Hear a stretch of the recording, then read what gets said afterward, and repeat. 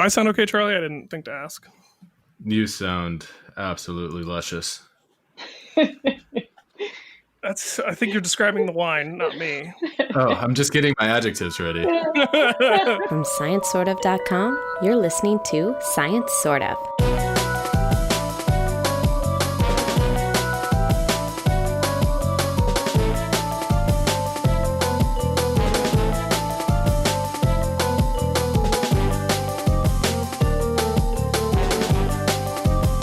Welcome to Science Sort of. You're listening to episode 327. Our theme this episode is soils and soot. I am your host, Ryan, and join me to talk about things that are science, things that are sort of science, and things that wish they were science. It's the return of Dr. Charles Barnhart. Pleasure to be here. Happy to have you back, man. And we are also being joined by Abraham de Jesus Padilla Beltran. I always get those two mixed up, and I think I got it right this time, right, Abe? You did indeed, yeah. Yes! Finally got the order right. I always want to put the Padilla last. Yeah, although, a reminder that if the rest of my name is in Spanish pronunciation, it should probably be Abram. Abram. Tio, I have taken to calling you Tio Abram after hanging out with all your nieces and nephews at the wedding and hearing them call you Tio Abram Ocha. And I tell my dog to refer to you as Tio Abram. So, and she does. That's a good note. I appreciate that. We are also being joined by Sommelier Kristy Wenz. Hi, everybody. Hey, Kristy, how you doing? I'm good. I'm excited to be here. So Kristy is the sommelier partner for a company called Glasses Up Social, and Glasses Up are actually sponsoring the What Are We Drinking segment of this episode. But we wanted to talk a little wine science before getting into just strictly wine tasting. And so we thought we would cover an article that came out in GSA Today a little while ago. It's not a brand new article, but it was on the title of the article is The Effects of Soil on the Taste of Wine. And we thought it would be fun to have Kristy join us for that discussion. So Abe, you said you read this back in the day when it came out. Did you reread it for this, or do you remember much about it? I re-glanced at it, yeah. I actually started to read it a little bit more thoroughly, and then I got distracted. I don't know if you, a little bit further east from me, got the same weather, but we just had this massive thunderstorm come through my neighborhood. And I think the thunderstorm is literally going to hit me while we're recording. I think that's we're in the eye of the storm right now. I guess not really an eye of the storm. So be prepared. The water was coming in through one of our doors. I will keep an eye out on things. A pretty high pressure system, and it just started coming like crazy. So anyway, it interrupted my reading because I had to put stuff on the door to absorb the water. Well, I guess maybe the first question is maybe for Kristy, the sommelier. Can you tell us from your perspective the idea of terroir? Am I even saying that right? I have no idea. Yeah, terroir. I think it's most typically pronounced terroir. It's kind of just the embodiment of everything about where the vines grow. So it can be the soils, the weather, the climate, the particular grape, and just everything that embodies and kind of what that imparts into the wine. So I think there's some science behind it, but I think, most typically when it's referred to, it's kind of a romantic term that kind of encompasses all of those things collectively. I have read, it was one of John Hodgman's books, one of the reasons he prefers liquor to wine is that liquor is science and wine is magic. Because wine is sort of like there's so much mystery and romance that goes into every single bottle of wine every single year. Whereas like with liquor, it's like no, we have to hit this exact distillation coefficient or we're gonna kill everyone who drinks this. Totally true. I always say it's part science, part art. It's like a combination of the two. Which would be our show if we were better at it. Yeah. So this study looked specifically at the pH of soils in relation to the pH of the wine, and then also some rainfall patterns and some of the ratings that the wine got. I think before we get into the results, we should mention that this study was done in the Willamette Valley of Oregon. Willamette. Yeah. Willamette. Yeah. I don't know if kids say bad words on here or not, but we usually say Willamette rhymes with damn it. Willamette, damn it. It's in Oregon, I believe is how that's pronounced. It's Oregon. And the wine they were testing was Pinot Noir. So they have covered that. But the one aspect of the geology I wanted to make sure we definitely touched on, and this might be a good question for Abe, is that the Willamette Valley is a forearc basin. Can you explain what that means, Abe? Yeah, it's a structural term that we use to define sort of the structure that develops along continental arcs. And so the northwestern part of the US, the Cascadian Arc is a part of this really large subduction system that extends all the way up to the Alaska Peninsula. And so basically what happens is you think about, taking something like, set down a towel on the floor and you start on one end and you start to push it, it starts to create wrinkles. And so sort of there's a very bird's eye simplistic view of it, but basically what happens is that as you have the slab subducting beneath the other chunk of crust, in this case, it's the the Pacific plate that's subducting beneath the North American plate. There's a little geometric relationship that sort of determines where the arc itself is, where, the focus of volcanic activity. And it's never right on the edge of where the subduction is, because basically as one piece of crust starts to subduct, there's a certain distance and depth that it has to subduct before it gets hot enough to generate melt and create magmatic activity and therefore volcanic activity on the surface.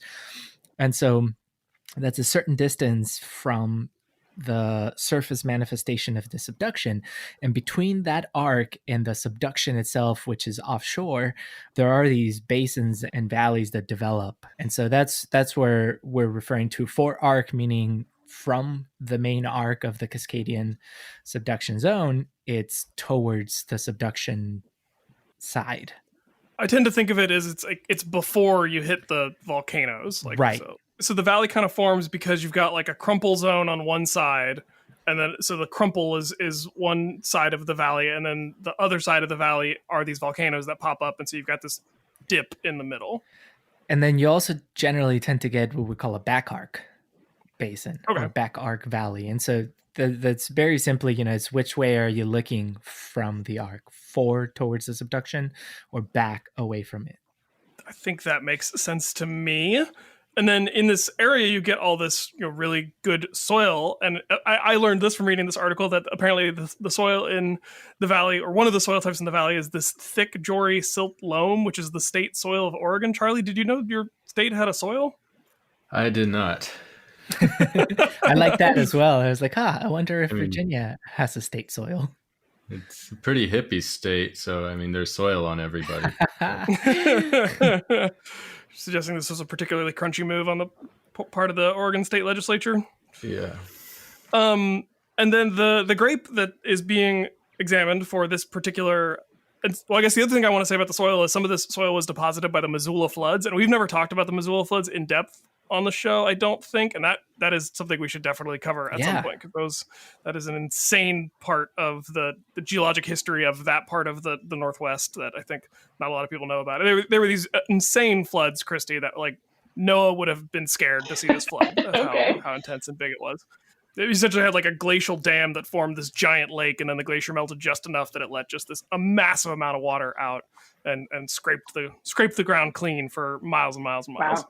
And left behind the Badlands, which are basically enormous sized ripples. Yeah. With water flowing above it. So yeah, it's a good way to think of it. Yeah.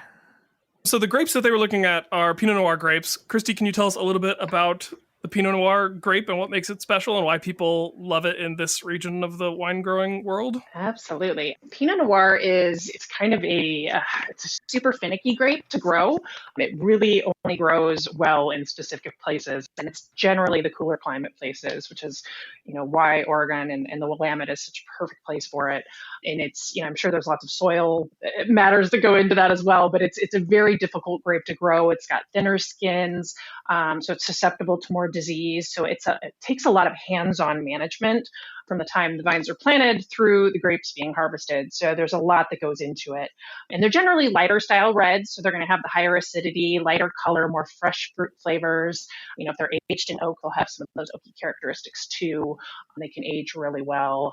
Burgundy wines are exemplary for that. But it's definitely a higher acid red wine that's really a fantastic food pairing style, but it's super finicky to grow. So it's kind of a winemaker and viticulturist kind of a nightmare of a grape. But if the wines turn out, they turn out just so beautifully and elegant that I think that's why people just love it so much. That there's so much that goes into it that once you get that beautiful product out of it, it's well worth it. Which is why oftentimes you see Pinot Noir is priced a bit more than other red wines, especially at the entry level point. And that's just because there's so much more work that goes into it to make it turn out as beautifully as it does. Cool. And so, Kristy, I know you said that this article was maybe a little over your head for some of this stuff, but I was wondering if you had a chance to look at figure 3 and 4, because I felt like that really kind of the whole story's there. Let me take a look at that again. Figure 3 and 4. All right. That is this fun little chart of pH symbols.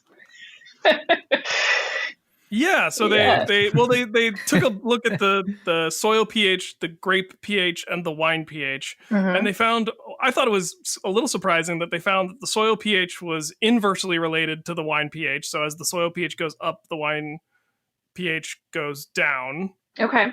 And then grapes and wine are pretty tightly correlated, which I think that makes sense. Yeah. But then the one that I thought was really interesting was this October precipitation relative to the Wine Advocate vintage ranking. And I don't know how that ranking is assigned. I didn't know if you could maybe clarify that a little bit, because I think that might help me make sense of, is that like a super reliable indicator of wine quality? I think, well, it's Wine Advocate, so it's their rating system. It generally, any type of rating is going to decide if it's a good vintage or not good vintage. And my guess is to get that, they kind of average out the scores of the wines that came out from that year to kind of determine whether or not that vintage is a high ranking vintage or not. But anytime there's rain in October, it's generally a bad thing for grapes in terms of harvest. Do we know why that is? Several reasons. It can oversaturate the grapes, so the grapes can take on more moisture and dilute the sugars and the acidity in the water within the grapes themselves. They get a bit plump, and then they just lose some of that, all the components that go into a good wine. They can also damage the grapes to the point where they break the skins a little bit and make them more susceptible to disease at that point.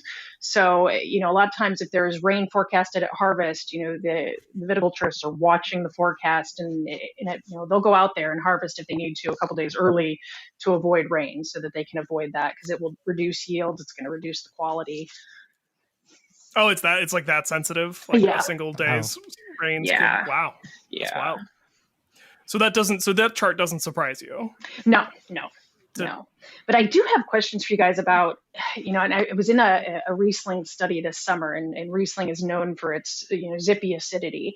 And it was, there were a bunch of us in there and talking to winemakers, and none of the winemakers could really answer it for us. So maybe you can. Is the correlation between acidity and pH in a wine, and how those would differ? Because when the pH is lower, the acidity is higher. Is that right? They kind of have an inverse relationship? Correct. Yeah. Go ahead, Charlie. You take this one. No, thank you. I just know that the pH is a measure of concentration of hydrogen atoms, and it's to the negative exponent, and so less negative meaning higher number, lower number pHs mean there's less hydrogen atoms making the acid. And the pH scale goes from 0 to 14, and 7 is considered neutral. So like pure distilled water is pH 7. So anything below 7 is technically an acid or acidic, and anything above pH 7 is alkaline or basic. And I think like the human stomach is like a 2 or a 3. Okay. I think most wines are in like that 3 range, I think. Yeah, that sounds about right. We don't tend to consume many things that are alkaline.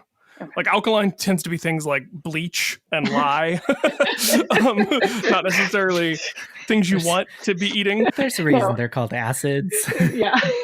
No, those are bases. Those are bases. Oh, so that's a basis. You're right. I'm more scared of really caustic bases than I am super hyper acid. So I mean, you think about, I think most of the things we consume and our stomach acid itself is also highly acidic. But you got like your citric acids, all your vinegars are going to be very acidic, and those come from wine and beer anyway. Yeah, the only real basic foods that we consume are a lot of vegetables, particularly like leafy leafy vegetables that make up salad. So you can picture like, when people say like, oh, that arugula is not good anymore, it's gone to seed. The leaves are getting bigger and incorporating more alkalines, and it tastes more and more basic to us. And that's little kids are much more scared of base than acid. Like a little kid will eat fruit all day long, which are usually acidic, and they hate basic foods like leaves.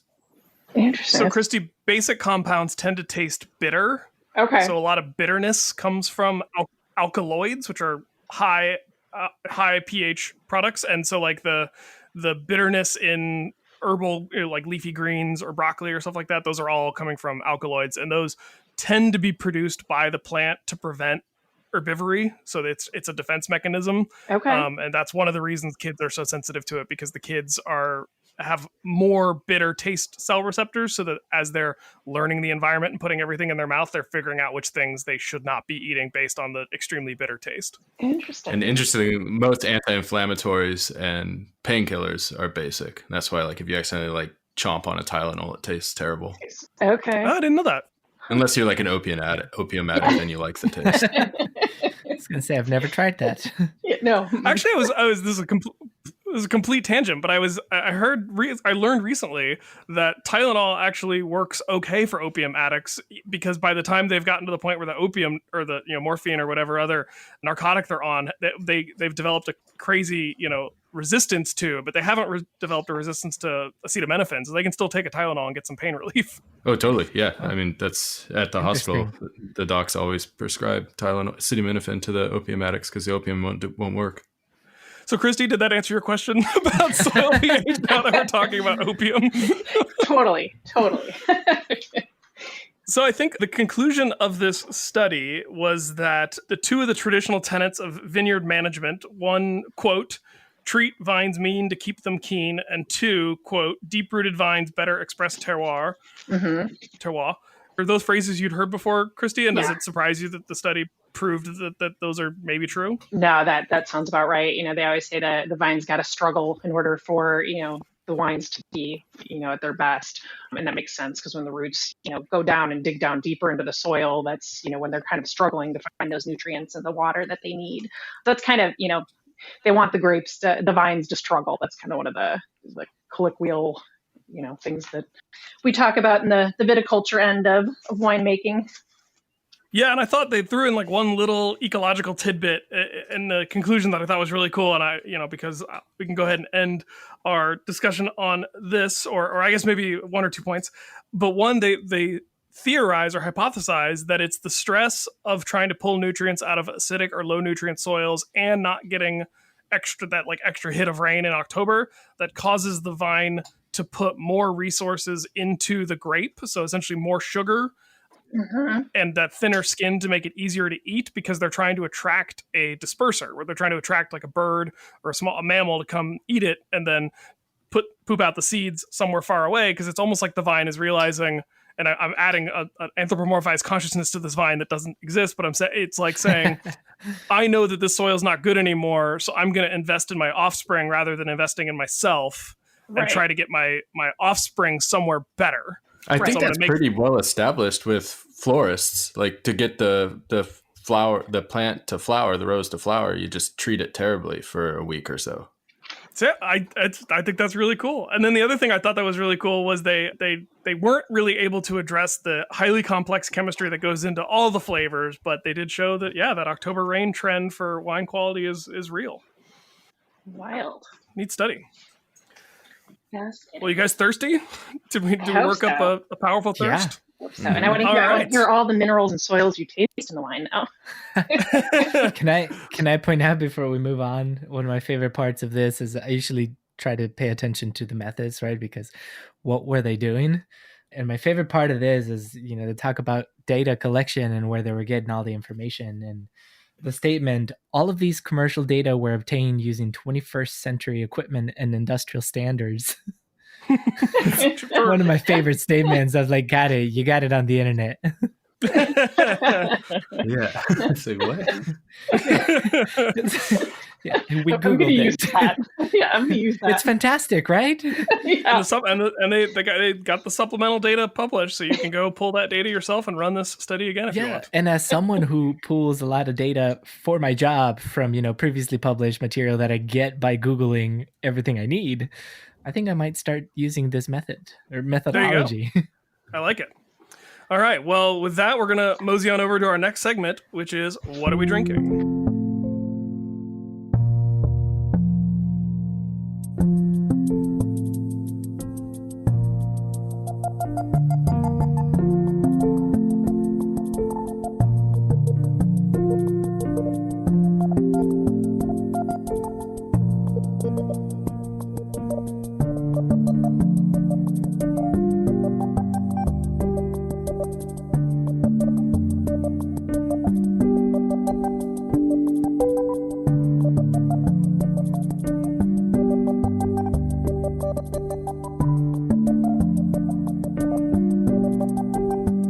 So it would not be an episode of Science Sort of if we didn't also talk about what we're drinking. And this is a very special What Are We Drinking segment because it is being sponsored by Glasses Up Social.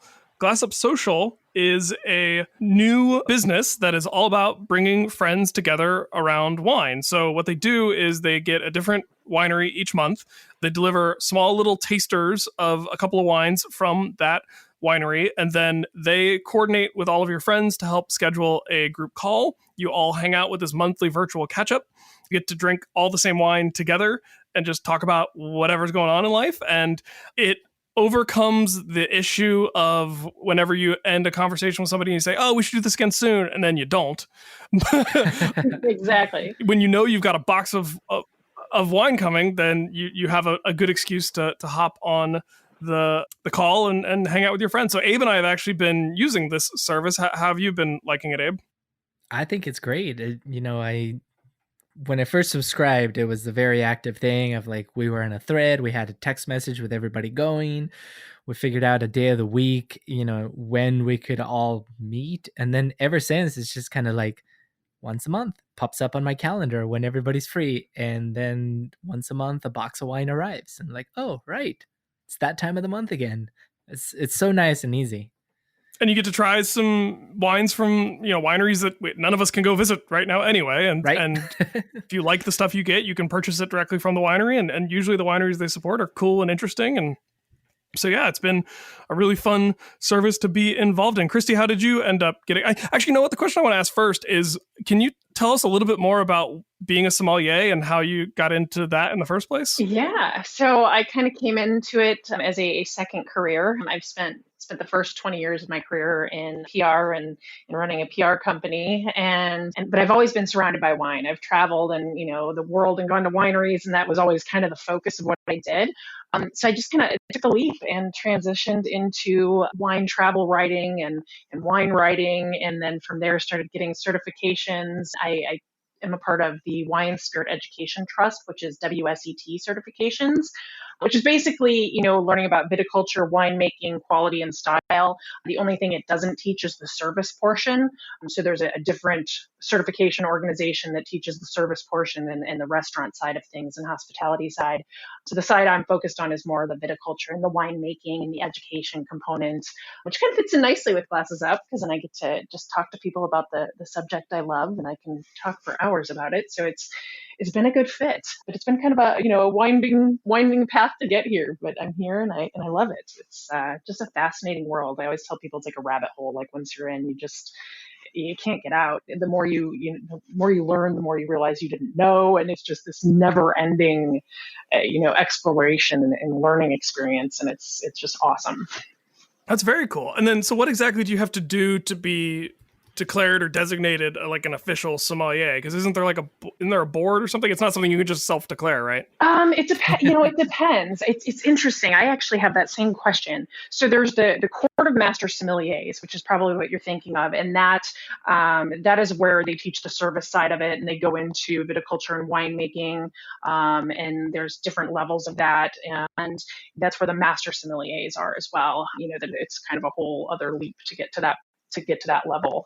And then there's also, wine scholar guild certifications, and there's the WSET, which is what I do. So I don't really know that there is a, one specific place that, says you can declare yourself a sommelier versus others, but the actual, governing body that can label someone a master sommelier, there is a board for that. That's the Court of Masters. So I don't really know. I don't know. I don't particularly call myself a sommelier. To me, it's somebody that works in a restaurant or the service industry, but it's the same knowledge. It's the same textbooks. It's the same information. So I don't really know exactly what the official definition is, or if you can just declare it or not. If that makes any sense. And so what do you like to refer to yourself as then? I've been calling you sommelier, but maybe that was inappropriate. Yeah. No, and that's what they we call myself at Glasses Up, and I just say I'm WSET level 3. I started the diploma program there, which is kind of a 2-year master's program. It's not a master sommelier program, but it's a kind of the equivalent of like kind of a master's in college program about wine. So it's mostly, I would say what I do is mostly wine education versus the, service side. I can't, if you go to a restaurant, they can recommend specific producers and vintages, and that's what they're trained and focused on, whereas I kind of focus on the viticulture end and the different regions, the types of grapes that are produced in the regions, and how they make the wines. So there's a whole bunch of different things you can study in this field. That's why it's just so fascinating to me, the amount of depth that you can go into. Yeah, I think that distinction makes sense to me. Of the three of us, I think Charlie probably drinks more wine and knows more about wine than Abe and I, but I'm sure we could all use a little education. So can you tell us what we're having this evening? Absolutely. So you guys have wines from Three Brothers Winery, which is in the Finger Lakes of New York. I don't know if you guys have been there or know of it, but it's in upstate New York, and there's a series of 11 lakes there. They're called the Finger Lakes. I guess they have an extra finger, but it's the Finger Lakes, and they were formed by glacial movements. And when the glaciers came down, they carved out these lakes. And 3 of them in particular are really kind of the focus of the wine region there. And the lakes are super deep, particularly Seneca Lake, which is where this winery is. It's so deep it doesn't even freeze in the winter, which is part of the reason that they're able to grow grapes around it. Because I'm sure upstate New York, they get lots of snow. It's cold. It is not the place you think of for growing grapevines, but it's these lakes that help moderate those temperatures, so they keep the vines from freezing over the winter. And then during the summer, they are actually, I did some research, and they have the same, or I think higher average temperature for growing degree days than Central California. So it's just kind of fascinating comparison. Obviously California is warm year round, or more warm year round than New York would be, but for growing degree days, Finger Lakes actually has a slightly higher average temperature. So I thought that was kind of fascinating. Huh. But that's where these grapes come from. And so talking about soils, there's lots of limestone and shale and sandstone there, just glacial deposits and alluvial soils. There's just so many different soils in the Finger Lakes that really kind of go back to being carved out by the glaciers and just everything that was left there. And so they're really able to grow some vines where the roots have to dig down, like we talked about, so these vines can struggle. And it was for a time mostly table grape growing or native grapes that were planted there. And it wasn't until, I believe, like the 1950s or 60s that a gentleman by the name of Constantine Frank, who came over from the country of Georgia and brought some vinifera vines with him and started to plant these. So vinifera winemaking really kind of took off at that point in the Finger Lakes. So it's been growing there for a while, and they've really made a leap, I would say, in the last 15 years and just exploded on the wine scene. They're really getting recognized as a premier region in the United States. There's a lot of wineries there. So that's where Three Brothers is. They're on the northern end of Seneca Lake, and all of the grapes are estate grown. They've got about 40 acres there. I believe they started the winery in 2006 and opened doors in 2007. But they've actually got 3 different wineries on site. They make beer, they do cider and spritzers. They kind of do a little bit of everything up at this winery, but all estate grapes for the wines that you've got today. And so that's what we're gonna be sampling a little bit of. And these are very characteristic, I would say for the white wines, very characteristic Finger Lakes white wines. The red wine is more of a blend and a little bit funky and different, which is kind of also what this winery specializes in. So you've got a little bit of both to kind of taste through today. But we're going to start with the Riesling. is the one we'll All start right. with. So if you guys all have that in the glass. Yeah. I love, my wife and I both love the little bottles that these come in. I know, aren't they awesome? And every winery does it a little bit differently, but these were just so cute, and the little crown caps, and it just absolutely cute. And most wine wouldn't survive. I wouldn't store them this way for very long. Like, shelf life is going to be short, but pop them open and definitely kick back some wine Kristy, is tonight. there a classic old world region that the Finger Lakes might compare to? When you say like glaciers and limestone and sandstone, I think Côte d'Aron, but obviously these grapes are very different than Grenache and things that are grown in Côte Very d'Aron. different. Yeah, I'd compare it to the Alsace Okay. region. Very similar wine styles, very similar kind of climatic conditions, and a lot of the same grapes too. With the exception of Cabernet Franc, they do the red wines in the Finger Lakes. Cabernet Franc is the one that's just kind of the rising star, which is obviously you can find that in Bordeaux, you can find it in other parts of France. So that in the Loire Valley, it's big there too. So that would be the difference. There is some Pinot Noir in the Finger Lakes. It struggles there a bit. It's a harder one to do. But in terms of red wines, Cabernet Franc, they're also finding Austrian varietals like Zweigelt and Blaufränkisch or Lemberger, depending on which name you want to use for it, grows really well there too. So, it has some similarities to Austria, Loire, Alsace, but in terms of the Riesling and the Gewürztraminer, I would say that's definitely more the Alsace zone or Western Germany, even like the So Mosel. I've never been up to the Finger Lakes region of New York, but I never even really thought about it. But once you said Finger Lakes and mentioned that the geology was interesting, I did look into it a little bit, and it actually seems analogous to like the lochs in Scotland, like these really long, thin, glacially carved, deep lakes. Not traditionally a wine growing region, but geologically that was where my mind went. I say probably a little colder there, yeah. Probably a little colder in Scotland. Although English, they're doing bubbly up there. They're doing Chardonnay and Pinot Noir in the countryside in England now, and making like traditional method sparkling wines now up that way. So a little bit of global warming's transition things. You want the Pleistocene glaciers, right? Not the Holocene. Yes. So what am I supposed to be tasting? I'm not. I taste grapes. All right. That's exactly what my kids would say when I have them like smell that. My son always like, it just smells like grapes. And then my daughter's always like, no, it smells like this. And it's all individual and it's totally subjective. But in general, and what I get from this Riesling, it's a dry Riesling, which is, Riesling can range anywhere from bone dry to lusciously sweet. This one is a bone dry Riesling. So I think it's got like 0.7% residual sugar in this, but the acidity is super zippy, super high. So you're not even really going to taste the sugar in this one. And 0.7% residual sugar is really kind of hard to detect on the palate anyway. This one I get like crisp citrus, like lemon peels. I was going to say pear lemonade. Pear lemonade. Yeah, there you go. There you go. Perfect. I get the lemon peel. Perfect. Exactly. Little citrusy like spritz. Okay. Yeah. Yeah. Yep. A little bit of zest in there. Yeah, that is a typical cool climate Riesling. And it's interesting, depending on the vintage there. And the Finger Lakes is really vintage dependent because the weather every year is so different. So they're very vintage dependent, whereas, like places like Napa are pretty consistent with the weather each year. So they have more, vintage consistency.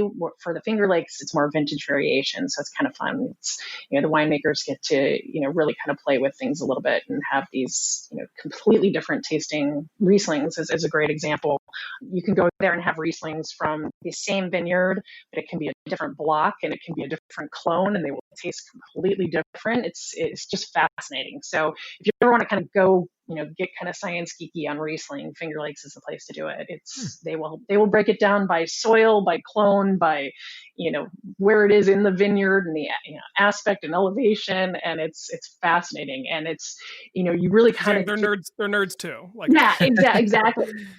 Like you really, they'll talk about that terroir there and how you really can kind of get the sense of it by tasting these different Rieslings. But this one is just classic, citrus and pear, in that the acidity is really necessarily what the Rieslings and the Finger Lakes are known for. They are just really, they hold their acidity really well, which makes them able to age longer too. So you can actually age Finger Lakes Rieslings and actually a lot of Rieslings around the world, for 5-10 years, and they're going to just age beautifully. And some of those fruit flavors will drop off, and you get some more kind of petrol and some mineral flavors, and maybe even a little bit of honey in there, depending on the sweetness level.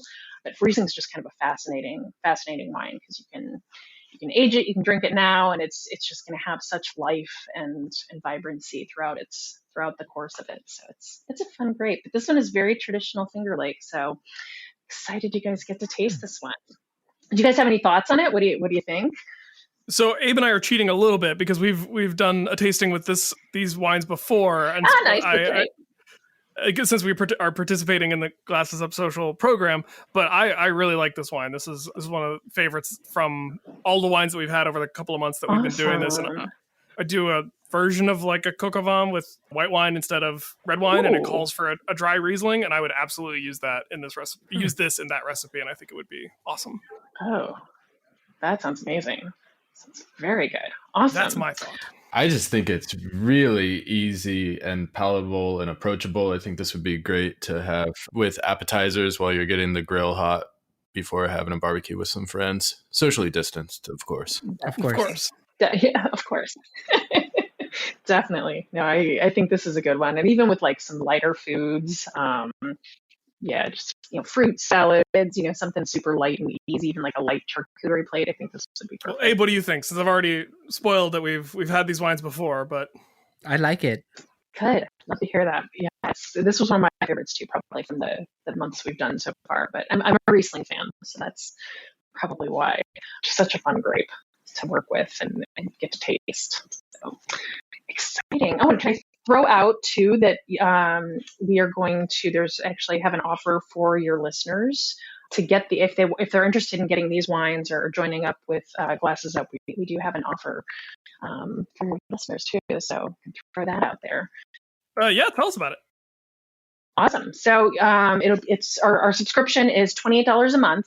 And so for the Science Sort of listeners, we're going to offer 20% off the first month just with the code Science Sort of. That's it. So they want to sign up with a group of friends and get some new wines each month from across the country and hang out and get geeky. And usually I'll pop onto the tastings that everybody does once a month, or somebody from Glasses Up will, and we'll walk through the wines and chat a little bit. And then, then we leave and turn it over to the friends to hang out and have some fun. So there's a little bit of wine education involved, but mostly it's just about, coming together and having that shared experience over the same wines and kind of getting to cross the country on this kind of virtual road trip and get to, experience kind of tasting room style wines that you otherwise wouldn't have, whether you can't travel or they're just places you can't get to or don't have time or, whatever the case is.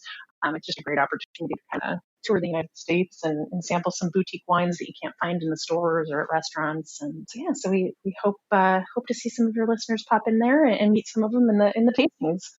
Yeah, I think for our crowd of, I think all of our fans are nerds too. And I'll go ahead and point out glassupsocial.com is the website, and we will include that in the show notes for this segment. And I think one of the reasons I'm going to keep doing it is because I really do enjoy the hanging out with the friends. I enjoy getting to taste the different kinds of wines, but it's a pretty good deal. It's pretty affordable to pay that amount and get 3 different wines a month. And it's enough fun that I'm thinking about like finding a second group to rope in, and not. So I would end up having 2 tastings a month instead of 1, just so I could have more groups of friends to reconnect with during the pandemic, where we're all hanging out distance wise anyway. Awesome. I love it. And they are like sizable portions of wine too. I think people don't realize like how much, like it's a full glass of wine. So you've got like 3 full glasses. Oh yeah. There. I mean, I share a box with Julie, my wife, and we both get plenty per tasting for sure. Exactly. One thing that appeals to me is it keeps everybody on the same psychotropic wavelength too. You don't have, your friend from Washington State drinking a super strong double IPA, and your friend from California drinking a nice Kolsch, and then your friend from Colorado eating an edible, and you're all having a different conversation. It keeps everybody at the same page. Isn't that the historic idea of a symposium, that you were supposed to be drinking wine, watered down wine during the symposium, but nobody who was participating in the discussion was allowed to pour their own wine. They had to be poured by one of the servants, and that way nobody was allowed to get too tipsy. Everyone kind of stayed on the level. Perfect. I like that. I think that's true. I don't know. Awesome. I'm going to believe it. It's true now. I'll spread the rumor. That's right. There you go. Story regardless. Well, Kristy, thank you so much for joining us and talking about geology and terroir and telling us about wine and the program and all that stuff. This was super fun. Yeah, thank you so much. And thank you guys. Yeah, absolutely. Enjoy the other couple wines. And if you guys ever have any questions. I do have a scary question. I don't know if this is off script. Oh. Everybody's panicked that the wildfires in Napa are going to ruin the grapes. Question 1, is that true? Question 2, how does it get into the grapes? Diffusion or osmosis? Question 3, or is it just on the skin and it will only affect red wine? Great questions. As for the osmosis, I have no idea, but they do think it will affect the grapes. The hard part is they won't know until they've made the wine. Smoke taint doesn't show until the wine's already been made. So at that point, you've made your wine and it's either going to be there or not.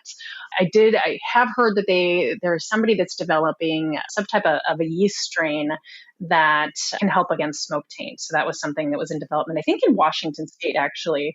Might eat those volatile organic compounds or something. Yeah, something. Yeah, sure. Why not? I mean, yeah, not sure exactly on the compounds, but I did hear there was a yeast in development. Be a little scared, but it might be okay. You say smoke taint. Yeah. Is smoke always bad in wine? I could see. Not I a could see a certain. Franc. Yeah, exactly. Yeah, like say not always. Yeah, not always. It's not exactly the kind of smoke that you want in there. But in some cases, I could see it, being maybe a little bit beneficial in a red wine. I don't know. And it depends how much is in there too, and exactly what it's going to do. So only time will tell. This has been happening almost year over year out there. So I know it's something that they're looking into, ways that they can kind of prevent against it in the winemaking process, since it's, probably going to be a reality for the region. So hopefully they'll come up with some things to combat it, so it's not a complete loss of wine in some cases for some vineyards. Each vineyard will be impacted differently too, depending on where it is. And hopefully that answered your question a little bit. Absolutely, thank you, and I won't hold you any longer. This has been very informative. Yeah, this was great. Thanks again to Glasses Up Social for sending us some wine to taste in this segment and for sponsoring the What Are We Drinking segment and providing Kristy and her expertise. And Kristy, thanks for joining us. This was a lot of fun, and have a great thank you so much. rest of your day. Of course, thank you guys for having us, and I appreciate it. And I hope you enjoy the wines and get a little taste of the Finger Lakes. And we'll see you probably in a tasting next month then. Great. Cheers. Awesome. Cheers. All right. Cheers, guys. Cheers. Well, thanks again to Kristy for joining us and telling us a little bit about what she does and what Glasses Up Social does. They sponsored the segment, but at the same time, it is a product that Abe and I are legitimately enjoying, and I was excited to introduce it to Charlie, and so hopefully some of our listeners will go consider checking it out. Yeah. GlassesUpSocial.com. Cheers. But since Charlie's final question had to do with fire, speaking of soot and its effect on the landscape and the biosphere, let's talk about what happens when you get the biggest soot storm that's maybe ever happened in the history of Earth. That's coming up next.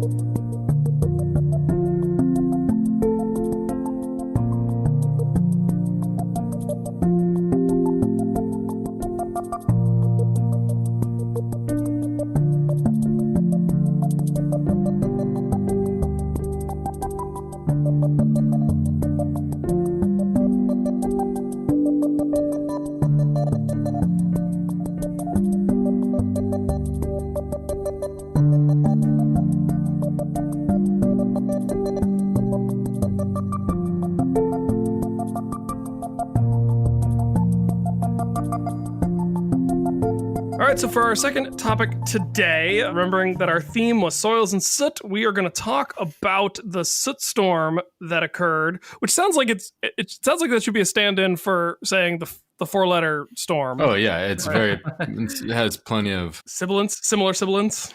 Yeah, I don't know. Freudian potential there. There you go. I like that. So 66 million years ago, Earth was hit by a very large rock. Then what happened?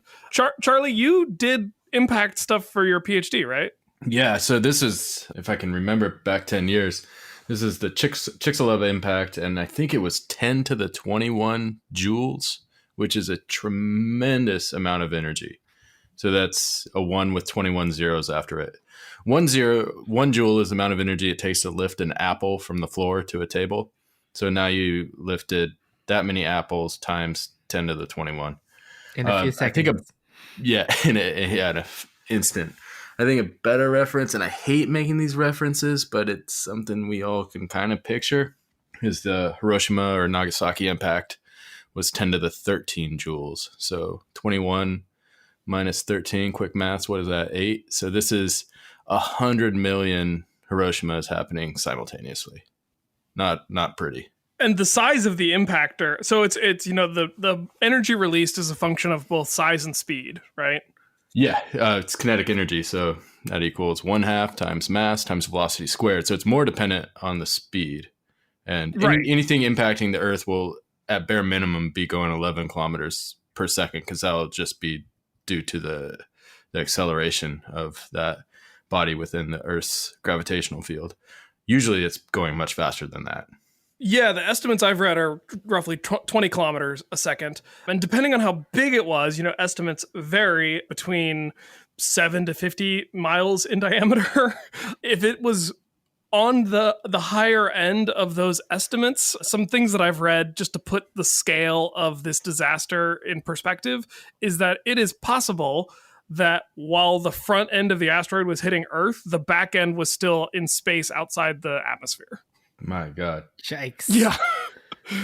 Also, I just watched the Chernobyl miniseries. I was telling Abe about this the other night. That's and exceptional.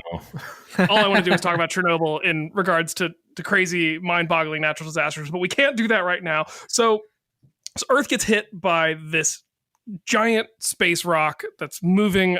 I don't know. Is 20 kilometers a second, is that faster than a bullet? I don't know. I don't know much about bullets. Yeah, it's this per second thing that is confusing to me. It's insane. No, that's definitely faster than a bullet. That's 100% faster than a bullet. And it smacks the Earth. Way faster than the speed of sound. Yeah. Okay, gotcha. Yeah. And so it smacks the Earth just off the coast of what is now the Yucatan Peninsula of Mexico. And some of the original evidence for that being the site of the impactor was found in was once a Mayan village, hence the sort of Mayan sounding name, the town of Chicxulub. And they ended up naming the crater after that. Was really interesting, Abe. I don't know if you knew this, but there's a ring of Mayan settlements that if you map them out, they're mapping along the edge of where a ridgeline was left by the impact crater, because they would have been near freshwater cenote sources, but a little bit elevated above it.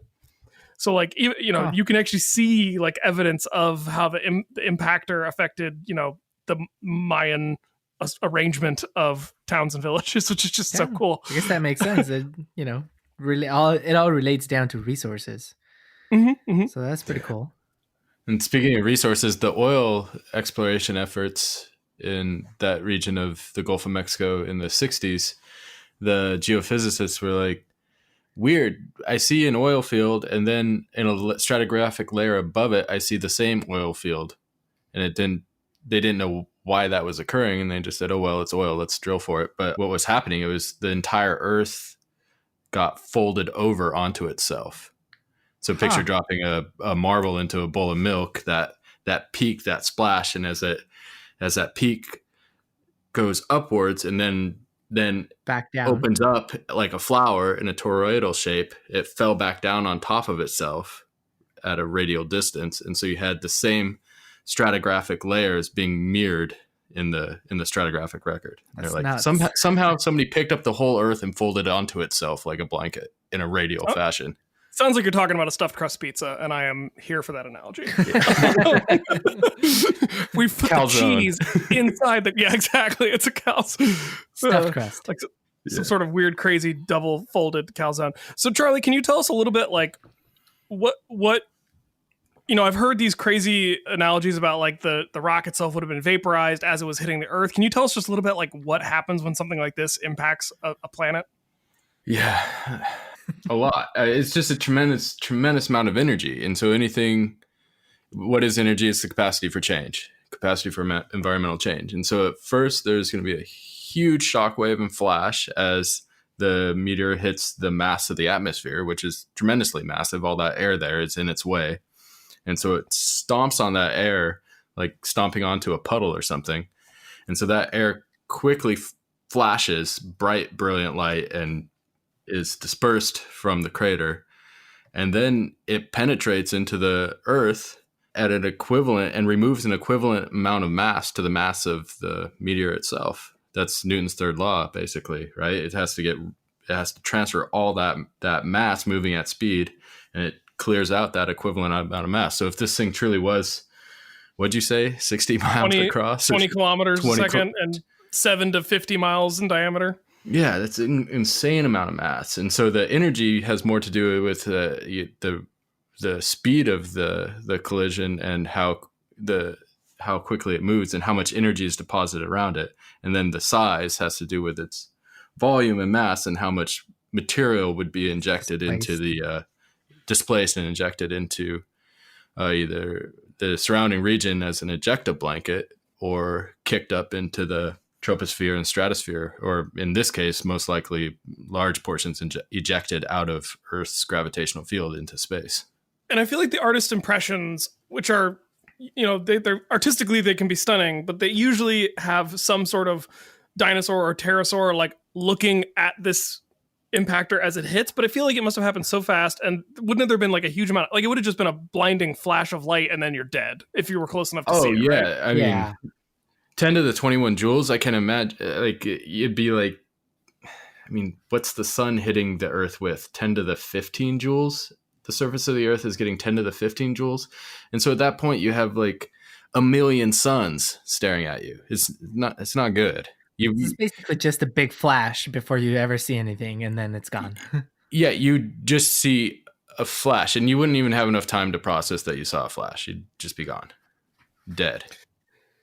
And so now this massive shockwave is traveling around the Earth. From what I understand, the shockwave would have been powerful enough that it would have met itself on the other side, right?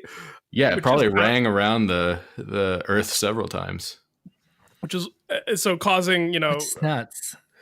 There was a story that came out last year about potentially finding evidence of tidal or flash flooding or SAISH activity in the Dakotas, right? So like you're getting seismic activity that far away, which is not even that surprising considering the amounts of energy that we're talking about. But the question then becomes, because there is debate for the end Cretaceous mass extinction, which was a mass extinction that killed about 75% of all life on Earth, which is not the worst mass extinction we've ever had, which is insane to me. Right. You'll see it referred to as the KT extinction, because there's a previous geologic era that starts with a C. It got the C as its shorthand, so Cretaceous got K. Cretaceous, you guys know what the Cretaceous is named for? Crustaceans. The White Cliffs of Dover, coccolithophores. So not quite crustaceans, but the sort of chalky exoskeletons left behind by the coccolithophores that form the White Cliffs of Dover. So sometimes I'll jokingly call it the crustaceous because it's So you'll see it as the KT extinction because the period right after the extinction used to be called the Tertiary is now more commonly referred to as the Paleogene. So in some of the more updated literature, you might see the KPG extinction, and isn't that a matter of scale though?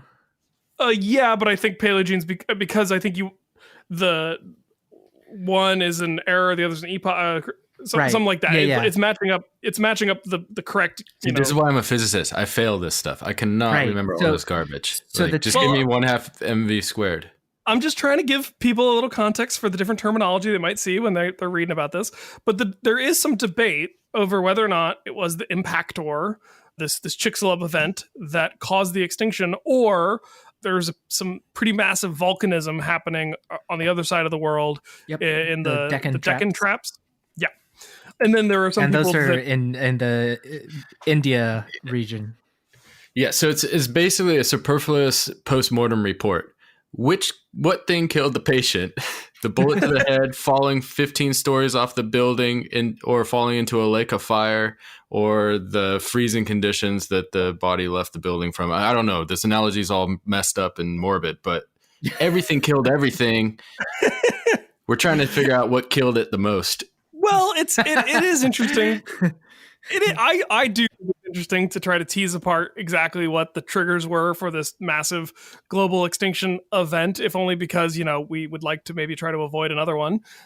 And if it is the impactor theory, that is it makes it a little bit more unique. I know you can't really modify the word unique, but like there are most of the other mass extinctions in the history of life on Earth are caused by some sort of imbalance in carbon dioxide in the Earth's atmosphere. Whereas if this one was caused by a bullet, that's a little different.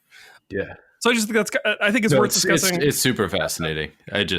And a big part of that debate often comes down to, at least in my field of paleontology, when I'm dealing with paleontologists discussing this, the debate often comes down to, were dinosaurs already declining? So were they kind of slowly trending towards extinction anyways, maybe because of the Deccan traps poisoning the atmosphere, and they would have gone extinct anyway, and the asteroid was just kind of the final nail in the coffin. It didn't change. It was a kindness. It was a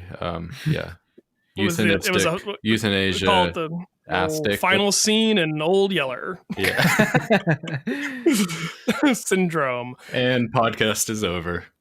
Or were dinosaurs doing fine at the end of the Cretaceous, and it really was the asteroid that did most of the damage? So this paper that we're talking about today came out in Geophysical Research Letters. It is titled Causes and Climatic Consequences of the Impact Winter at the Cretaceous-Paleogene Boundary. First author is Clay Tabor, and a bunch of other people contributed as well. So Abe, do you kind of want to take it from here and tell us a little bit about impact winters and what that means? Yeah, so one of the things that they were trying to look at is basically, you have this impactor that plows into the planet and, in a fraction of a second ejects or displaces a tremendous amount of material from its impact site, right? And so as Charlie mentioned, a lot of that probably escaped Earth and went into outer space, but a lot of it just kind of got trapped in the atmosphere, the stratosphere, the troposphere. And so what these researchers wanted to look at was, for the different types of materials that can be ejected and trapped in the atmosphere, or even higher levels, how long do they last and what is the effect, right? Especially when, the impact is so powerful that it basically disperses this material throughout the entire planet. And so functionally what it does is it creates a blanket cover to filter out the sunlight. And so they looked at three different types of material. They looked at soot, which, got up into the stratosphere and is really good at absorbing sunlight. And so that soot, would have been especially from burning forests and everything that came with burning material right after the impact. Soot is like basically it's just particulate burnt carbon. Fine burnt carbon, yeah. And so it's easy. Right. It's easy to entrain in the atmosphere and then up as far as the stratosphere. Because it gets heated by the sun and becomes buoyant because hot things rise. Right. So it doesn't fall back down to Earth. As soon as it gets to the stratosphere, there's enough sunlight up there, enough sun energy that it gets enough thermal radiation that it can just float indefinitely. So it's just this light little piece of black flake, and when the sun hits it, it creates enough of an air and differential that it's getting some lift, and it absorbs a lot of that. And and so I think one of the things they found is like it can block up to 90 to 95% of that sun, absorb it all. And so you have soot, you have dust, which is as opposed to carbon, it can be other particular. It can be rocks, it can be sand, it can be minerals, but very fine dust that can also get suspended. It tends to be dense. And so, the usually will settle out after a short amount of time because of the density differences. And then the third thing was aerosols. Is that right? Yeah. And this is where I'm not an atmosphere scientist or chemist. I'm trying to go back. Well, and this is sort of like they were specific. One of the reasons I wanted you to talk about this, Abe, because this is similar in a lot of ways to what happens when really big volcanoes go off. Yeah. So it's soots, sulfates, and dust. Sulfates. Thank you. It was specific a particular type of aerosol. Because this is like if 50 Pinatubos went off at once, right? At least, probably more. Probably more. Maybe but like 5,000. I'm just saying, but yeah, like the what occurs in the aftermath is actually kind of similar to this sort of volcanic activity. The explosive volcanic activity, the Deccan Traps, was sort of this oozing, continuous thing that is not really analogous to any volcano that we're actually used to seeing. Let's let Abe keep on going before we get into all that, because there's a lot of interesting subject matter with comparison to volcanoes. Yeah, and so you got these three things, right? You got sulfates, you got dust, and you got soot, and all three are known to be to have the ability to impact the amount of sunlight coming in. And so, going back to the question of what had the biggest effect, they wanted to try to model the effect of each of these types of particulate or particles and their effect on Earth as a whole, as a system, in the time following the impact event, right? And so it was meant to capture two things. Number one, how efficient were they at blocking out the sunlight or absorbing the sunlight, which means, depletion of sun to the entire planet. And number two, what is their life, their time that they spend in suspension where they can continue to block out the sunlight. And so essentially what you have is, for months to years following the impact, you have basically dark skies because the sun is not getting through. There's less than 10% of the sunlight from, your pre-impact days that is making it to the surface of the Earth. And so that has a tremendous, influence and effect on all of life that's trying to survive on Earth. And so there are two important points that, come out of this is like, number one, okay, there is a lot of damage that sort of happens in the immediate aftermath of the impactor that basically wipes out land life, right? Especially close to the impact zone. Maybe on the other side, there's some land life that was able to survive. And so on the flip side, there's a lot of life in the ocean. And so there's a chance that life deeper in the ocean would have survived this impact, except that maybe they survived the initial impact. But what happens when all of a sudden you don't have sunlight, and there's no photosynthesis, and there's essentially, a very dramatic decrease in the amount of nutrients and food sources for the organisms living in the ocean in the aftermath. And so that's what is sort of that we're trying to capture, like, all right, how do each of these types of materials affect this entire chain of events of, being suspended in the Earth, in the Earth's atmosphere or troposphere, different levels of the planet. And then what is the effect on life, not just on land, but also in the oceans, because that's also significant. Yeah, so with these big mass extinction events, the terrestrial realm and the marine realm usually respond differently. Yeah. So when you get an extinction when you get a mass extinction that happens on both, that's, there's got to be some sort of explanation for that. And I think, Abe, you're talking a little bit more about the photic zone, like the part of the ocean that relies on sunlight, because there are these areas of the deep, deep ocean. And I always wonder, I'm fascinated. I want like somebody to adapt this into like a sci-fi concept of like what it must feel like around a black smoker, the pump, those hydrothermal vents at the bottom of the ocean where life, that is their sun, right? That is their source of heat. In the parlance of the kids, they give zero fucks. They just keep chilling down there, eating. Well, they probably, if they're, there's going to be less like marine snow. There'll be less like, there'll probably be more marine snow at first. There might be more. Yeah.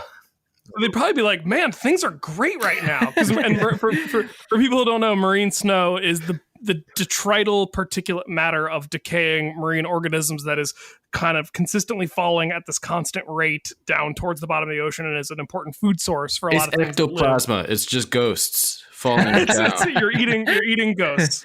That's a great way of saying it. And if you have an impact, right, an impactor coming in and pressurizing part of the crust, like there's a chance that it would affect the hydrothermal. The hydrothermal vent is like pumping out extra. So they would have been like, whoa, it's a party. Maybe they got, boosted nutrients. But so, Abe, like what you're kind of saying is like with enough dust and soot in the atmosphere, you knock out the ability of plants to photosynthesize enough to feed everything that relies on plants, which is everything. Yeah. And so it's a chain reaction, right? And so one of the things that they found is, or in their analysis, when they modeled, the effect of the three different types of particle, they found that two of them played a particularly important role, the soot and the sulfates, not because of how much they were able to block, sunlight, but of how long they were able to stay suspended in the air and block sunlight. And one of the results was that the longest lasting particles of sulfates blocked the light or reduced by about 77% of normal for almost 6 years, right? And so if any photosynthesis, dependent organism can survive 6 years without that much light, that'd be amazing, right. But they didn't. So that's a long time to go with basically, less than a quarter of your sun, life source. Even deciduous plants are evolved to handle a winter, right? That's their unit time for how long they can kind of shut down and hang out. To me, this makes a lot of sense. What I think is cool about this study is I think it's always been sort of assumed or said that functionally a nuclear winter is what caused the extinction to occur in the aftermath of the impact. Yeah. Let's not confuse terms. So a nuclear winter is when you launch enough bombs to, I think the limit is 100 world-class cities, tier 1 cities. So if you nuke 100 tier 1 cities, then you create enough soot, smoke, etc., that you will now encase the entire globe in wildfire smoke, or in nuclear fire smoke in this case. And it'll lead to, apparently 6 years of hard life. Yeah. And so this is much worse than a nuclear winter. Yeah. Much worse, but it's cool that like now we're mathematically modeling it. And one of the things that I thought was so cool about this article from the Smithsonian magazine was that like one of the reasons we haven't done this yet is because the computers kept crashing. Precisely. This is well known. I mean, I've been in the impact game since 2006 or something, and everybody knows this would happen, but we couldn't model it because our computers couldn't do it. If anybody plays video games like me and is a total nerd, smoke looks like garbage in video games because it's difficult to model that many particles and to calculate the physics, the chemistry and trajectory and resonance of all those different little particles is incredibly computational intensive. It's nuts. Well, it's the same reason that CGI movies had a really hard time with water for a long time. Hair, smoke, water, anything that's composed of a bunch of little particles is difficult computationally. Yeah, that's nuts. But yeah, it's amazing that they were able to, they're the first ones to get the computer models to actually finish the computations. And I think I mentioned sulfates were able to stay suspended for up to 6 years. So one of their conclusions was that the soot likely had the highest or, like the worst effect. And even though it wasn't as long lived as the sulfates, their calculations, basically they came up with for almost 2 years, the soot blocked out 99% of the light. That's incredible. I mean, that's insane. Nuts, right? And so yeah. I mean, just imagine living in that world, especially as a terrestrial animal. Everything around you is dying. Ash and soot are falling from the sky. Lightning storms being caused by the cloud formations that have formed from everything being thrown up into the atmosphere. The fires, the heat, the just all the plants dying. It's hell on earth. It's hard to even conceive of. Time to invent some new gods to explain what's going on. So one of the long held theories for why mammals were actually able to ride out this extinction and become the sort of next dominant group of terrestrial animals is because a lot of the mammals were more diverse in the Mesozoic than I think a lot of people realize. So there actually was a pretty decent diversity of mammals living in different kinds of environments and different types of lifestyles. But and all pretty small, right? A lot of them were still pretty small because the dinosaurs were sort of occupying a large range of body sizes, and it's very hard to outcompete somebody that's already in a niche. It tends to be much easier to take over a niche once it's been emptied because of an extinction. And so the thought is maybe because a lot of mammals at that time were small-bodied, burrowing, so spending time underground, nocturnal to a degree, that this sort of long-term winter, they would have been buffered from the initial impact by being underground. They would have been buffered from the fires. They would have been buffered from some of the heat and the cold, just temperature extremes generally. And then if they were used to living in a nocturnal environment, they may have been able to handle these low light conditions where they were just sort of scavenging off of these huge dinosaurs and then hibernating, part of the time as well, right, to kind of ride the storm out. What's interesting is some of I know they're modern day, and it's been 66 million years, but dormice, hedgehogs, porcupines, a lot of these things just like go to sleep for a couple months too. Yeah. Yep. It's a good strategy if you can't find the resources that you need to get by. Yeah. And the winter, conditions that follow it. So you block out 99% of light for 2 years. I think their calculation was that it changed the temperature. It lowered the temperature, average temperature of Earth by about 30 degrees Celsius. So that's like 85 or so degrees Fahrenheit lower than your normal temperature. So think about going from, at least here in Virginia, balmy 86 these days, to freezing in a matter of continuously freezing temperatures in a matter of a year. Which probably months, also, actually, less than that. Also interesting because the asteroid hit around near the equator. Not, a little bit north, but like not too far off the equator. Within the tropics.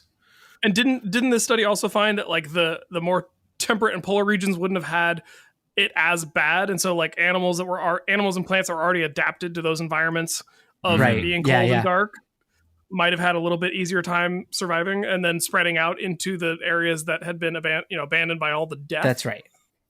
But was the Gulf in the same place? 60 million years ago? 60 million years is not that long ago in plate tectonics. Okay. Terms. Yeah, roughly. The continents were mostly in the configuration that we think of them as today by the end of the Cretaceous. Yeah, there was no Panama. Right. That's nearby. But some of the Caribbean islands since then are new, but otherwise things were roughly in the same position that they're in now. More or less. So I thought this was a really, really cool story. Yeah. So one thing that I liked about the Smithsonian article, and it points out something that's pretty critical in the analysis of this modeling, is that the authors of the study actually modeled the particles separately, right? So things will change, not entirely significant, but at least probably in a measurable way if you model all of the particles together. And they point out a very important aspect of that from a physics perspective is that you have soot particles and sulfates and dust all interacting in the atmosphere. They are likely to clump together as time goes. And what that will do is functionally cause a lot more particles to settle out because of increased density and increased weight, right? And so that's something that I think was It'll make little sooty hail balls. Yeah, exactly. And so the overall effect is likely to be slightly dampened, but that's something that hasn't been modeled, right? And so I think that was an excellent thing of the article to point out that, this needs to be modeled together because in reality, everything is interacting, and it will give us a much, much better idea of how they, so we just got to wait 10 more years for computers to get even better. Exactly. Yeah. I think the authors actually acknowledge that like that would be the next step, is to create a model that can handle that, which might be, like Charlie said, a while before their computing capabilities can do that. But no, Abe, I'm glad you pointed that out, because to me, that is one of the more important parts of this study, is that the computers were able to handle it and they went ahead and separated it out. It's like if you tried to model climate change by clumping carbon dioxide and methane together as one effect, when in reality, we know that they have different effects in terms of both their longevity in the atmosphere and the power of their contribution to the global warming climate change. And I'm actually hopeful it'll take less time than that with GPUs and vector processing, where you can do the same math over and over and over again. It's getting faster and faster and faster, and NVIDIA is getting a lot of AI learning with these processes as well. So I think it'll take less and less time. I'd be super interested in applying their model to some more recent events that have caused civilization or societal shifts. So I'm talking specifically about the when did the, I'm going to butcher this name, the Ayokofokal or whatever, Yokol Coal Glacier. That was perfect. 2009. Yeah, is back when when some of us were still in Santa Cruz, and so and that shut down flights for a few days. But then I remember articles at the time discussing this idea that same rift zone in Iceland may have been blasting off in the late 1780s or something, or 1790s, I forget, and it may have caused this long 1 or 2 year winter in Western Europe, and led to all these crop failures in England and France, and may have led to the French Revolution when Marie Antoinette was saying let them eat cake because everybody was starving. Right. Yeah. So 2009, I started seeing seismic activity at the summit of one of the large active systems in Iceland, Eyjafjallajökull. And in 2010 is when it actually erupted. So what Charlie is referring to is the Laki or Lakagigar fissure eruptions, which were relatively long-lived by modern standards. It lasted, months to years in a similar, well, not quite the same rift system, but a related rift system in Iceland that released a massive volume of lava, and with that came the sulfates and other aerosols that for a short amount of time filtered out some of the incoming solar radiation, so functionally creating what is now known as the Little Ice Age. And so in terms of modeling the cost for that, it seems like it correlates pretty well that this Laki or Lakagigar eruption would have cost that, because there's a 2 or 3 year effect from one of the longest eruptions in modern time in Iceland. So yeah, they can even, and that's considered a very, very small eruption in terms of its immediate effect, but the amount of gases that are coming out of these volcanic systems can accumulate pretty quickly, and some of them are short-lived, months to years, but months to years on human timescale is significant, even if it's insignificant for the effect that volcanoes have. And we say it's considered a relatively small eruption because in terms of its immediate damage, it was pretty non-existent. A bunch of lavas that covered the surrounding terrain, but you can outrun most of these lavas, and so it wasn't as explosive as other eruptions, say, Mount St. Helens, or, which is still considered a small volcano, but its effect can still be quite significant. So there's something that is not often associated with these eruptions, or, not generally thought about, that they can have significant effects, even if they're considered small eruptions. Well, if you look at the estimates for the last time Yellowstone erupted, and you look at the fallout pattern, fallout not in a nuclear sense, but the fallout of where all of the ash deposits. Ash deposits, that's where we grow all of our food. Except basically California is spared, and I know California is a huge food producer, but the rest of the American breadbasket is gone. We'll still have arugula and walnuts, so we'll have delicious salads. Almonds too, probably, right? Yeah. A lot of almonds in California, but if there's no bees, I don't know where the bees are coming from. And maybe it's worth mentioning, we just had the closest asteroid flyby to Earth that was ever observed. We might talk about that on a future episode and some of the more specific details, but we're also not doing a great job of monitoring for another impact. Yeah. Which is a little scary. Yeah. And so just for context with Yellowstone, we measure, we find ash from the Yellowstone eruption as far as Louisiana and Mississippi. So from the largest eruption of Yellowstone, which is kind of nuts. The civilization exists by geological consent, subject to change without notice. Yep. William Durant. Yep. It's a good quote. Yeah. We're doing better at seeing these things than ever before. but we still haven't figured out how to deal with them. But at least, like, admitting we have a problem is the first step. That's step one. Yeah. I mean, I don't know if the alcoholism metaphor is as good as we're literally, at least now we can see down the barrel of the gun. The gun could still go off anytime. Yeah, and maybe it's better not to look down the barrel of the gun. We should be looking from the outside of the barrel.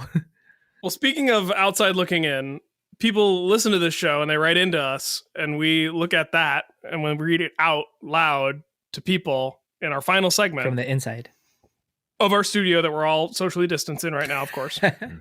And we call that segment the PaleoPOW. Pow. Coming up next.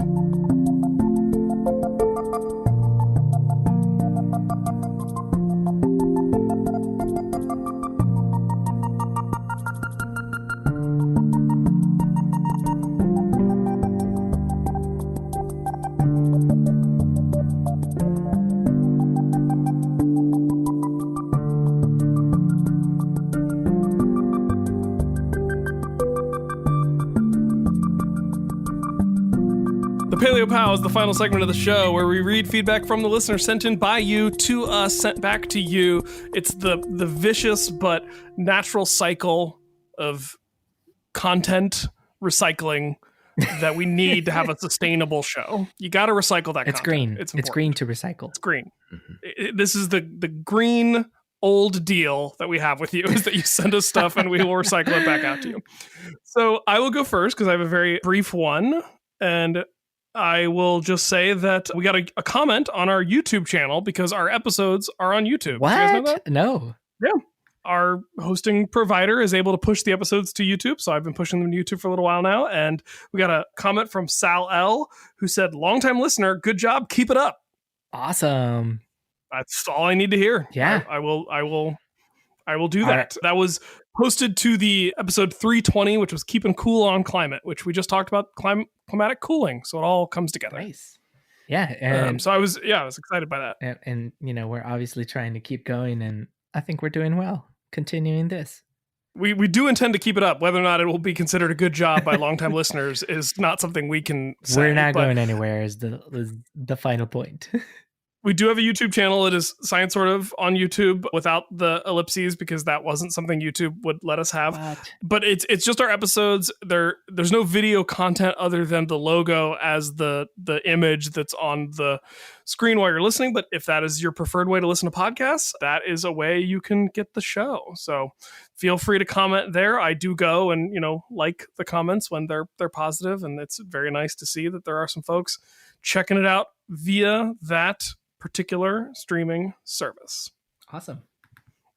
Abe, you're up. I'm up. I have an email.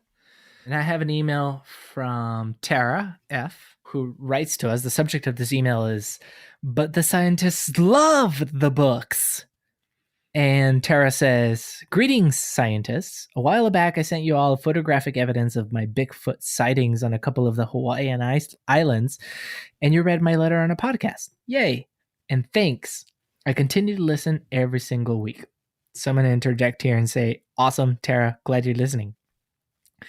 And she continues to say, "Now I come seeking knowledge. My partner, Eric, has just had his first novel published, Dr. Potter's Medicine Show. He'd like to donate a copy to the McMurdo Station Library and other stations' libraries if an English language novel would be appropriate. The trouble is, I'm having a hard time figuring out how I would go about offering to donate.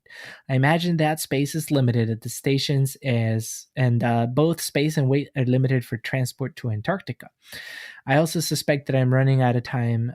Summer in the Southern Hemisphere is 2/3 past. Can one of you or someone in your vast and powerful and probably real sexy network of real scientists point me towards someone who can help me to help researchers get their mind off their work for once? For your scientific enjoyment, I have attached another photo of Bigfoot, this time attending Eric's very first reading earlier this month at Powell's Books in Portland, Oregon. I apologize. Nice. It's a little excellent blurry. Bookstore. Fantastic bookstore. And to sweeten the pot, makes meaningful eye contact, I have attached a photo of the author in cosplay of the titular character with our dog also in a Dr. Potter costume. And a photo of just the dog because, come on, it's a dog in a book character costume. In the interest of full disclosure, I made the costumes. Also, the dog, Delia, is the spayed female, and yes, she's cosplaying as a male character, but this is because arbitrary and artificial gender rules and restrictions can suck it. Finally, here's the link to the Amazon listing of the book so that you can see that it is real, professionally published, actual book available in paperback and ebook. It is also available at Barnes & Noble, Powell's, and many other independent booksellers, and even some department stores. Available in the US, Canada, England, Ireland, India, Australia, New Zealand, and South Africa. My best to every last one of you in these uncertain times, Tara. Loving this dog costume. Yeah. So we got a rare sighting of Bigfoot as well in Powell's. I gotta say, I did not see Bigfoot the last time I was in Powell's, which was actually with you, Ryan. Yep. But yeah, these pictures are pretty classic, especially the dog. What a good dog. Yeah. And so to answer, go ahead. Yeah, so Abe, the question is, how does one donate a book to the scientists and other staff and personnel working at McMurdo Station in Antarctica? Yeah. I think that's a really interesting question. It is. And, and Tara brings up one of the most important points. Terra F is her name. Terra Firma. Is she? Oh, Terra Finita? Like the land under the ice of Antarctica? Could be. I don't know. Sorry, that was dumb. I don't regret it though. No, I stand by it.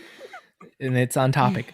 Yeah, so Terra F brings up a good point of there is limited storage and transportation. Is there a library? I guess I didn't even know. I felt like that was a reasonable assumption, but I wasn't actually sure that there is a library. There is, and it is a great assumption. And, as you can imagine, there are communities of people that work year-round at most of these stations, and they do need some entertainment. Especially McMurdo Station actually has a fairly sizable library. I spent many evenings in there actually working on my publications when I was deployed, trying to get my research published.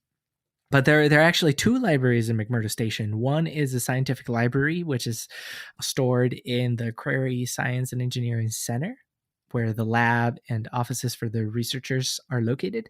And there's a community library that's open to everybody who's working on station that includes a lot of, non-scientific literature and books and a lot of fun stuff.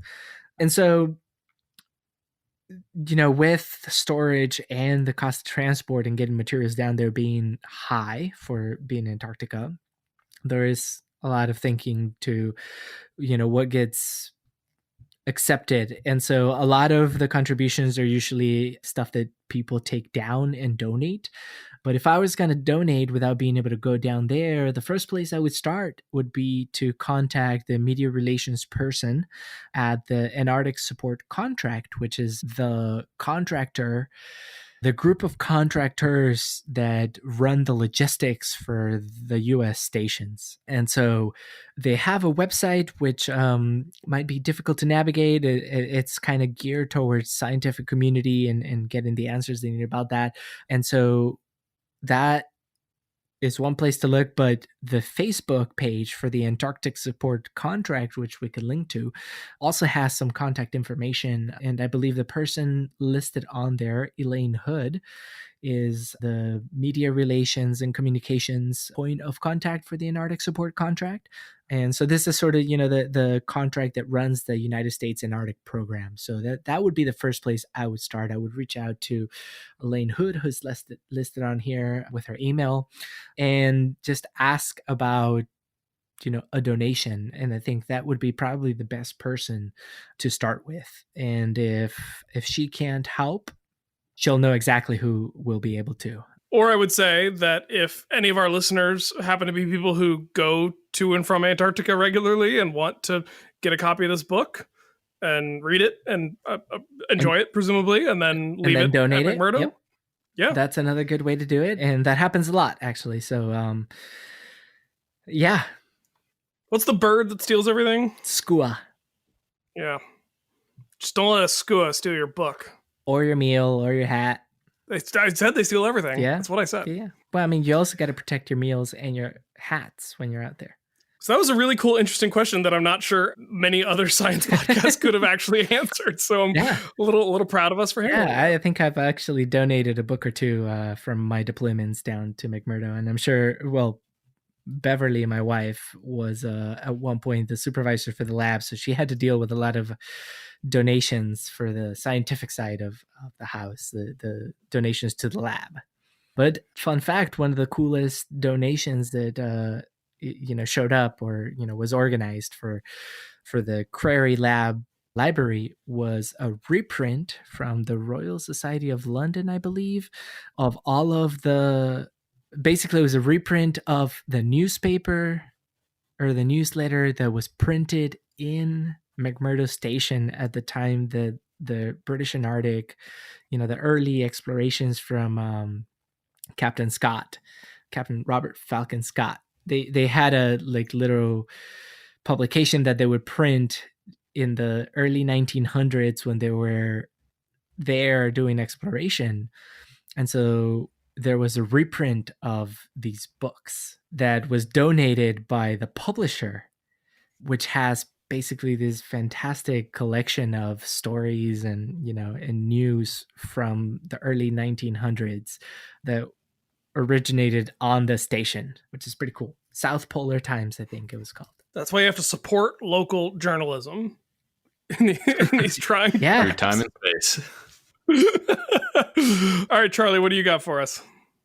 I have a thesis request from PaleoPOW, Steve A. A Patreon supporter. We say the first name and the last and the first letter of the last name. I did. But I'm thinking about your analogy earlier.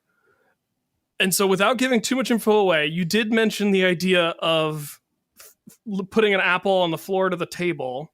Oh. Can we model 1 million apples or apple wine or something like So I want to bring that into play. Well, I already thought of a thesis on the fly. So I'm going to say that one. We can modulate and we can differentiate and we can integrate and assimilate. My original idea, I wanted to tie wine and volcanoes and impactors together. So I said, optimizing resiliency of wine yields, a comparative study in terroir and soil pH resiliency to soot in the atmosphere from volcanoes and or impactors. Comparative study of terroir, and soil resiliency. Soil pH. So which kinds of wines based on terroir and soil pH are the most resistant to soot-rich atmospheres? And volcanic eruptions. And or volcanic eruptions. But yes, his name is very it has a crop like prefix. It begins with apple, so we could say grafting wine to apple stock to promote resiliency in ever increasing soot-rich atmospheres due to global warming and wildfires and or impactors and volcanic eruptions. Yes, I like it. I'm trying to think if there's any word here we could turn into a stupid acronym. That's where my head's at right now. Can we come up with a dumb acronym for terroir? Can we come up with a dumb acronym for wine? Can we come up with a dumb acronym for impactor? That just brings this idea to the next level. That's what I'm thinking. Forget the KT. Let's look for IT. Impactor terroirs. Increasing fruit yields in. I like where this is going. In wine production. That doesn't sound like a thing. That sounds like a pitch for a marketing. How can we get Chicxulub to fold limestone layers over to increase our Côte de Rhône production of Grenache? Identifying impactor sites to increase wine production based on deposition of soots and. Wait, I got it. Oh my God, I'm so excited. Hey Ryan. Do you have it? I do. Forced ejections, reactivity metrics evaluation of novel terroirs, optimizing resiliency of wine yields via a comparative study of terroirs and the soil pH in the aftermath of volcanic or impactor-induced soot-filled atmospheres. forced ejections, reactivity, metrics, evaluations of novel terroirs, FERMENT. Whoa. Okay. No? Is that bad? No, it's great. Because it's forced ejections, right? And then Yeah, I don't like that part. That sounds a little weird. Well, because it's the weird. Oh, well, help me then. Like FERMENT. Fire oh. and eruption. What was the rest? Reactivity, metrics, evaluation of novel terroir. How about fire and or eruptive reactivity metrics? It doesn't have to be ferment. I just thought that was fun. It was the first one I could come up with a I decent. like it. I was working with wine. Sweet. And then we'll include everything you said, Charlie, of the optimizing resiliency of wine yields via a comparative study of, maybe instead of study of terroir and soil pH, since terroirs in the acronym, we'll just say a comparative study of soil pH in the aftermath of volcanic or impactor induced soot-filled atmospheres. Write it up. Good job, Steve. Yeah. That's it. I can't wait to read this. The thing is, Steve couldn't do this thesis before because the computers kept melting when he tried to run the simulation. Well, this was fun. Yeah, this was great. Thank you both for joining me. Thanks again to Glasses Up Social for sponsoring the drinks segment. Remember, Science Sort of listeners can get 20% off their first month by going to Glasses Up Social, signing up with a group of friends. So I guess if that wasn't clear, you do need a group of friends. I guess you just Hopefully need at least one more friend. That's true. That's true. One more friend that you need to talk to using a monthly, once a month using a video chat and wine. App. And I understand it's difficult in these COVID-19 times, and this could be a good motivation to reach out to someone that you might want to be friends with. I mean, the group Abe and I chat with is like our Vanderbilt grad school cohort, and like it's people we all like, and we used to see each other once a year because that's about the frequency that folks in our social group are getting married. That's right. and now that weddings can't happen, like it's super fun to get this once a month chat where we all just have a few glasses of wine, and then whatever else happens after the glass of wine, and then chat and catch up and just shoot the breeze, reminisce. It's great. It's a lot. It legitimately is a lot of fun. I'm really glad. Every one of our sessions has been at least 3 hours so far.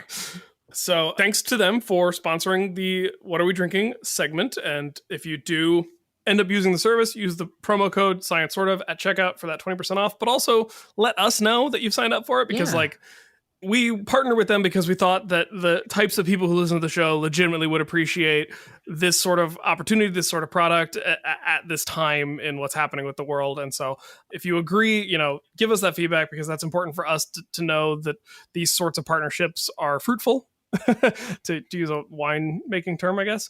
And it's just let's keep the conversation going. Yeah. And if you do let us know that you signed up for Glasses Up Social, maybe you will be featured in a future PaleoPOW segment. And that'll come in a future episode of this podcast, which is Science Sort of at ScienceSortOf.com, where you can get the show notes for everything we talked about in this episode, including the link to glassupsocial.com and that promo code.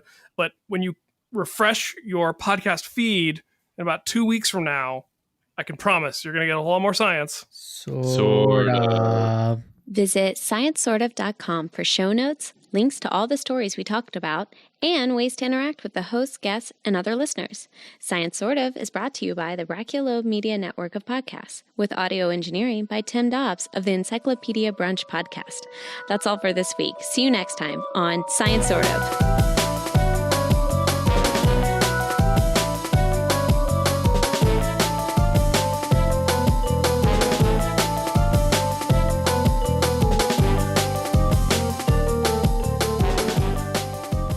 That's how you get it. You don't request it. You earn the BSSO, That's Charlie. Right.